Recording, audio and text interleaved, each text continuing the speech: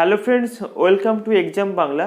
আজকে আমরা এই ভিডিওর মাধ্যমে জানব যে আমাদের ভারতীয় সংবিধানের গণপরিষদ সম্পর্কে আমরা বিস্তারিত জানব এবং এই গণপরিষদ থেকে কোন কোন প্রশ্ন আমাদের কম্পিটিটিভ এক্সামের ক্ষেত্রে আসতে পারে এবং কম্পিটিটিভ এক্সামের পয়েন্ট অফ ভিউ অনুসারে আমরা এই ভিডিওটাকে এগিয়ে নিয়ে যাওয়ার চেষ্টা করব। আমরা দেখব যে আমরা প্রথমে পড়ছি হচ্ছে ভারতীয় সংবিধান। আমরা জানি যে ভারতীয় সংবিধান হচ্ছে পৃথিবীর মধ্যে সবথেকে বড় লিখিত সংবিধান। এই সংবিধান তৈরি করেছিল হচ্ছে গণপরিষদ হচ্ছে যারা সংবিধান তৈরি করেছিল বা যারা সংবিধান তৈরি করতে একত্রিত হয়েছিল বা দল গঠন করা হয়েছিল তাদেরকে আমরা একত্রিতভাবে গণপরিষদ বলে থাকি। এবার আমরা জানব ক্যাবিনেট মিশন। এই গণপরিষদ গঠনের সঙ্গে ক্যাবিনেট মিশনের একটা খুব ভালো সম্পর্ক রয়েছে। আর এই ক্যাবিনেট মিশনটার সম্পর্ক এবং ক্যাবিনেট মিশন কি এটা আমরা অন্য একটি ভিডিওতে অবশ্যই দেখে নেব। আজকে আমরা সেই বিস্তারিত বিষয়টির সম্বন্ধে যাব না। আমরা দেখব যে এই গণপরিষদ গঠনে ক্যাবিনেট মিশনের একটা গুরুত্বপূর্ণ ভূমিকা রয়েছে, অর্থাৎ ক্যাবিনেট মিশনের মাধ্যমেই গণপরিষদ তৈরি হয়েছিল। এবার আমরা দেখব যে এই ক্যাবিনেট মিশনের মাধ্যমে যখন গণপরিষদ তৈরি করা হলো তখন গণপরিষদের মধ্যে কারা থাকবে, এটা কিভাবে নির্বাচন করা হবে। এবং ক্যাবিনেট মিশন ক্যাবিনেট মিশনে বলা হয়েছিল যে ভারতবর্ষের যে সমস্ত জনসংখ্যা রয়েছে সেই জনসংখ্যার অনুপাতেই গণপরিষদে সদস্য নির্বাচন করা হবে। এটা কেমন করে করা হবে? এখানে বলা হয়েছিল যে 1,000,000 অর্থাৎ 1,00,000 জনগণ অনুপাতে 1,00,000 জনগণের পিছু একজন করে ব্যক্তিকে নির্বাচন করে নেওয়া হবে, আর সেই ব্যক্তি এই গণপরিষদের সদস্য পদ গ্রহণ করবে, অর্থাৎ 1,000,000 থেকে একজন। এইভাবেই গণপরিষদের সদস্য সংখ্যা নির্বাচন করা হলো। এবং এই গণপরিষদে কতজন সদস্য সংখ্যা থাকবে এই নিয়ে কিন্তু তারা একটা নির্দিষ্ট পরিমাণ ভাগ করেছিল। আমরা বিষয়টি পরে আরো ডিটেলসে যাব। এবার আমরা দেখব যে ক্যাবিনেট মিশন যখন গণপরিষদ তৈরি করছে, যখন তিনি বলছেন ক্যাবিনেট মিশনে বলা হয়েছে যে গণপরিষদ তৈরি করা হবে, তো এই গণপরিষদ গঠনের দাবি প্রথম কারা জানিয়েছিল? প্রথম দাবি জানিয়েছিল স্বরাজ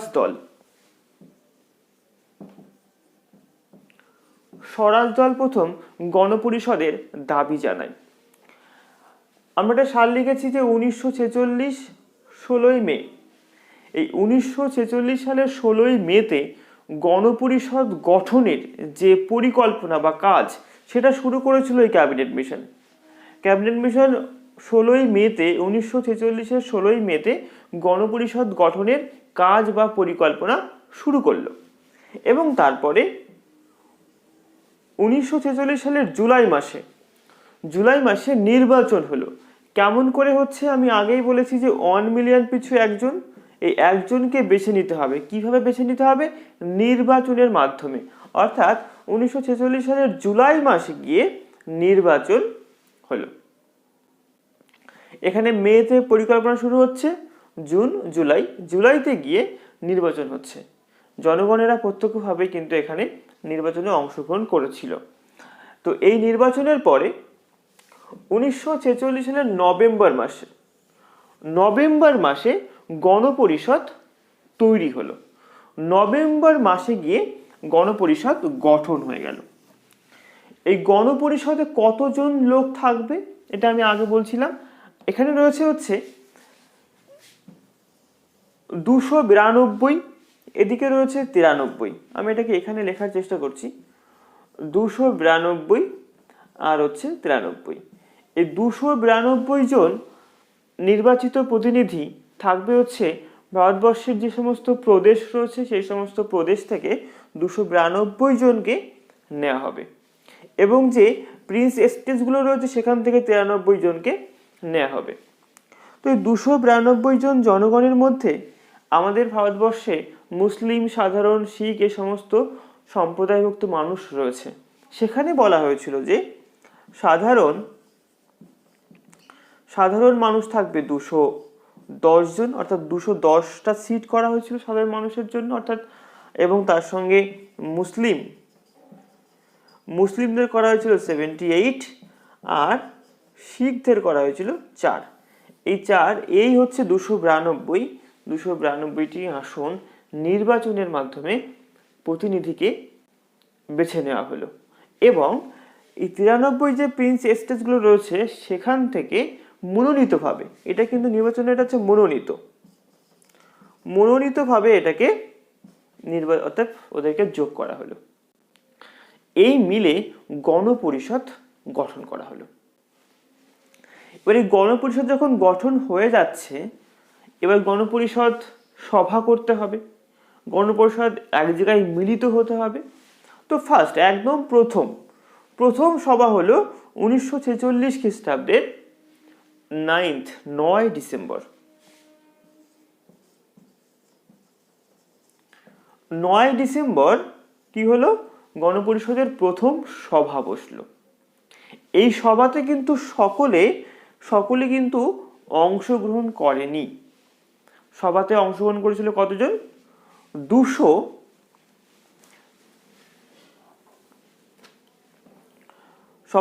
ফার্স্ট সভাতে অংশগ্রহণ করে 207 জন অংশগ্রহণ করে প্রথম সভাতে। আর এই সভাতে সভাপতিত্ব করেছিলেন কে? সভাপতি হয়েছিলেন কে? সচ্চিদানন্দ সিনহা। সচ্চিদানন্দ সিনহা এই প্রথম সভাতে সভাপতিত্ব করেন। এবং এই সভাটা কোথায় হয়েছিল? 1946 খ্রিস্টাব্দের 9 ডিসেম্বরে হয়েছিল দিল্লির কনস্টিটিউশন হল যেটা রয়েছে সেই হলে প্রথম সভা হয়েছিল। এবং এই সভা যখন এই সভাপতিত্ব করলেন সচ্চিদানন্দ সিনহা, ইনি সব থেকে প্রবীণ ব্যক্তি ছিলেন, সব থেকে বয়স্ক ব্যক্তি ছিলেন, তাই ওনাকে সভাপতিত্ব দেওয়া হয়েছিল। এবং ইনি ছিলেন হচ্ছে অস্থায়ী সভাপতিত্ব ছিলেন হচ্ছে সচ্চিদানন্দ সিনহা। এবং এর পরবর্তীতে স্থায়ী সভাপতিত্ব আসে হচ্ছে সেকেন্ড সভা।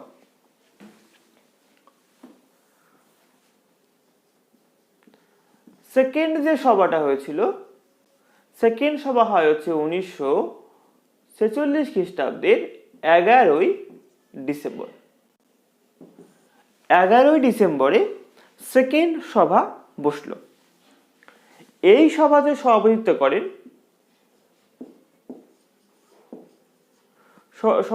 করেন হচ্ছে ডক্টর রাজেন্দ্র প্রসাদ।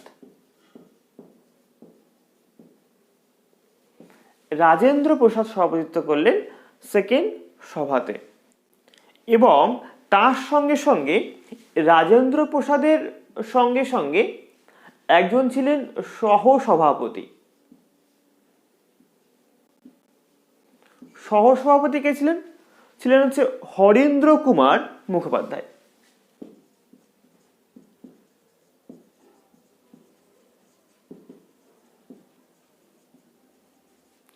হরেন্দ্র কুমার মুখোপাধ্যায় ছিলেন হচ্ছে রাজেন্দ্র প্রসাদের সহসভাপতি। রাজেন্দ্র প্রসাদ ছিলেন হচ্ছে সভাপতি এবং সহসভাপতি ছিলেন হচ্ছে হরেন্দ্র কুমার মুখোপাধ্যায়। এবার দেখো যে এইভাবে যে ফার্স্ট সেকেন্ড এইভাবে মোট 11টি অধিবেশন বা সভা বসেছিল গণপরিষদের। 11টি অধিবেশন বা সভা হয়েছিল মোট। এবং যখন এই 11টা অধিবেশনের মধ্যে ফিফথ অধিবেশনে সার্বভৌমিক ক্ষমতার অধিকারী হয়েছিল গণপরিষদ 5 নম্বর অধিবেশনে সার্বভৌমিক ক্ষমতার অধিকারী পেয়েছিল। এবার এই যে 11টা অধিবেশন বসলো এবং 5টা অধিবেশনের পর সার্বভৌমিক ক্ষমতা পেল। তারপরে এই গণপরিষদের যে 292 এবং 93 এই সমস্ত সদস্য মিলে যেটা কমিটি গঠন অর্থাৎ যে গণপরিষদ তৈরি হয়েছে, এই সকলকে আলাদা আলাদা টিমে অর্থাৎ আলাদা আলাদা ভাগে ভাগ করা হয়েছিল এবং তাদের কাজগুলোকে ভাগ করে দেওয়া হয়েছিল যে তোমরা 5 জন এই কাজ করবে, 6 জন এই কাজ করবে। তো আজকে আমরা এই যে টিম গণপরিষদের মোট 13খানি দল গঠন করা হয়েছিল এবং এই 13টি দলের মধ্যে একটি দল ছিল হচ্ছে খসড়া কমিটি বা খসড়া দল। খসড়া কমিটি ছিল যে 13টি দলের মধ্যে একটি দল। এবার আমরা এই খসড়া কমিটি সম্পর্কে কিছুটা আলোচনা করব। এবার আমরা দেখে নেব যে এই খসড়া কমিটির মধ্যে কোন কোন বিষয়টি রয়েছে। আসলে খসড়া কমিটি অর্থাৎ সংবিধান যে লেখার কাজ, সংবিধান লেখার কাজ করবে হচ্ছে খসড়া কমিটি। খসড়া কমিটিতে মোট কতজন ছিল? খসড়া কমিটিতে মোট ছিল হচ্ছে 7 জন। এই 7 জনের মধ্যে 6+1 একজন ছিল হচ্ছে সভাপতি। আর এই সভাপতি কে ছিলেন? ছিলেন হচ্ছে সেই সময়কার দলিত সমাজের নেতা এবং তার সঙ্গে সঙ্গে আইনমন্ত্রী অর্থাৎ বি.আর. আম্বেদকর।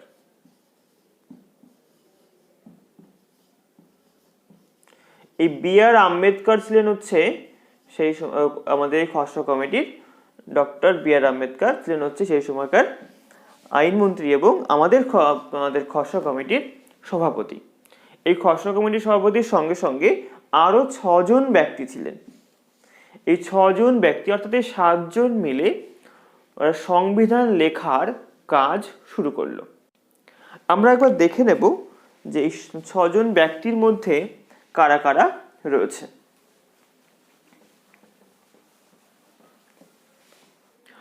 তো আমাদের যে খসড়া কমিটি তৈরি হয়েছে সেই খসড়া কমিটির যে সদস্য সংখ্যা ছিল সে ছিল হচ্ছে 6+1 অর্থাৎ মোট 7 জন ছিল। তো 7 জনের নাম আমি লিখে নিয়েছি আমাদের বোঝার সুবিধার্থে। তো দেখো প্রথমে ছিল হচ্ছে ডক্টর বি.আর. আম্বেদকর 1 নম্বরে, 2 নম্বর ছিল হচ্ছে স্যার কৃষ্ণ স্বামী, 3 নম্বর ছিল এন গোপালা স্বামী, 4 নম্বরে ছিল হচ্ছে কে.এম. মুন্সি, 5 নম্বরে বলবো সৈয়দ মোহাম্মদ শাহদুল্লাহ, 6 নম্বরে ছিল হচ্ছে বি.এল. মিত্র, 7 নম্বরে ছিল ডি.পি. খৈতান। এবং তার সঙ্গে সঙ্গে একটুখানি আমাদের জানতে হবে যে এই বি.এল. মিত্র এনার কিন্তু যে পদ সেই পদ পরবর্তীতে বাতিল হয়েছিল এবং সেই বাতিল হওয়ার পরে এই পদে যোগ দিয়েছিল হচ্ছে এন মাধব রাও। ইনি কিন্তু এই পদে যোগ দিয়েছিলেন এবং ডি.পি. খৈতানের কিন্তু মৃত্যু হয়েছিল। তিনি কোনো কারণে হয়তো মারা যাওয়ার পরে সেই পদটাতে আসেন হচ্ছে টি.পি. কৃষ্ণ স্বামী। এই মোট 7 জন যে খসড়া কমিটি, এই 7 জন মিলে এরা সংবিধান রচনার কাজ শুরু করেছিল। তো আমরা একবার দেখে নেব যে সংবিধান রচনার কাজ শুরু করতে করতে আমরা কোন কোন বিষয়গুলো এখান থেকে দেখব। তো এই 6 জনের বিশেষ করে হচ্ছে 6 জন এবং 1 আছে আমাদের সভাপতি ডক্টর বি.আর. আম্বেদকর, এনারা হচ্ছে এই সংবিধান রচনার কাজ করছিলেন। এবং এর সঙ্গে সঙ্গে আমাদেরকে জানতে হবে যে সাংবিধানিক যে উপদেষ্টা কে করছিলেন বা উপদেষ্টা কে ছিলেন? উপদেষ্টা ছিলেন হচ্ছে বি.এন. রাও। বি.এন. রাও ছিলেন হচ্ছে সাংবিধানিক উপদেষ্টা। এটা আমাদের অবশ্যই মনে রাখতে হবে। এবার আমরা দেখব যে খসড়া কমিটি যে সংবিধান রচনার কাজ শুরু করলো, এই কাজটা যে দীর্ঘমেয়াদী কাজ। আমরা প্রথমেই বলেছি যে ভারতের সংবিধান পৃথিবীর সব থেকে বড় লিখিত সংবিধান। তো এই সংবিধান লিখতে 2 বছর 11 মাস আর 17 দিন সময় লেগেছিল সংবিধানটিকে লিখতে। তো যখন সংবিধান লেখা হলো তখন এতে লিখতে একটা খরচ হয়েছিল। কত খরচ হয়েছিল? খরচ হয়েছিল 64 লাখ টাকা খরচ হয়েছিল। তো সংবিধান যখন লেখা হচ্ছে তো সেই লেখার যে খসড়া ছিল সেই খসড়াটিকে 1948 সালের ফেব্রুয়ারি মাসে এটাকে প্রথম প্রকাশ্যে আনা হয়েছিল। তো এইভাবেই কিন্তু গণপরিষদ গঠন হলো, গণপরিষদের নির্বাচন হলো, গণপরিষদের মধ্যে একটি কমিটি যেটি হচ্ছে খসড়া কমিটির মধ্যে 7 জন, সেই 7 জনের মধ্যে ডক্টর বি.আর. আম্বেদকর সভাপতি, সাংবিধানিক উপদেষ্টা বি.এন. রাও এবং আরও 6 জন মিলে এরা কিন্তু সংবিধানটাকে রচনা করলো।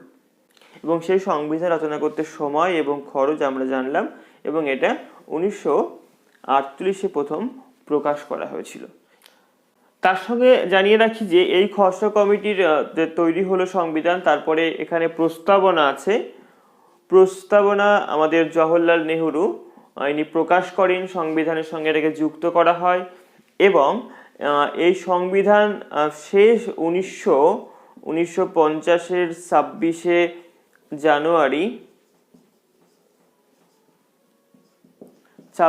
জানুয়ারি এটাকে প্রকাশ করা হয়েছিল, বা এটা কার্যকারী হয়েছিল, প্রকাশ নয় কার্যকারী করা হয়েছিল। তো এটাকেই 1950-এর 26শে জানুয়ারিকে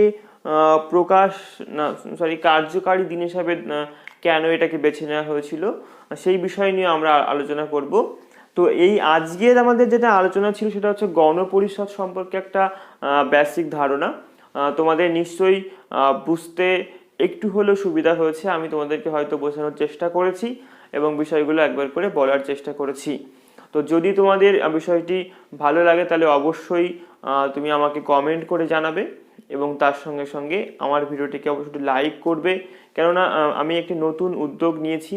আমি চাইছি যে সমস্ত যারা প্রিপারেশন শুরু করছে তাদের পাশে গিয়ে আমার মতো করেই আমি একটুখানি হেল্প করতে চাইছি তাদেরকে। তো আজকে আমাদের ভিডিও এইটুকুই। আজকে আমরা আলোচনা করলাম গণপরিষদ। পরবর্তী ভিডিওতে আমরা আরও নেক্সট সংবিধানের ওপরে এবং বাকি বিষয়গুলোর উপরে কিন্তু আমরা ভিডিও তৈরি করার চেষ্টা করছি। সকলের সাপোর্ট চাইছি আমাদের এই কাজের জন্য। তো সকলে সাপোর্ট করার জন্য অবশ্যই আমার চ্যানেলটিকে সাবস্ক্রাইব করো। আমাদের চ্যানেলের নাম হচ্ছে এক্সাম বাংলা, সম্পূর্ণ নতুন চ্যানেল। তো অবশ্যই সাবস্ক্রাইব করে যাও আর লাইক করো, আর বন্ধুদের সঙ্গে অবশ্যই শেয়ার করো। যারা নতুন পড়াশোনা করছে, যারা ডেসক্রাইব পড়তে চাইছে, তো তাদের জন্য এটা ভীষণ গুরুত্বপূর্ণ এবং কার্যকারী হবে। এবং আমরা ডেসক্রাইবের সঙ্গে সঙ্গে পরবর্তীতে আরও অনেক ভিডিওতে এমসিকিউ অর্থাৎ প্র্যাকটিস সেট কিন্তু আমরা নিয়ে আসব। তো আজকে এটুকুই, দেখা হবে পরবর্তী আরও একটি ভিডিওতে।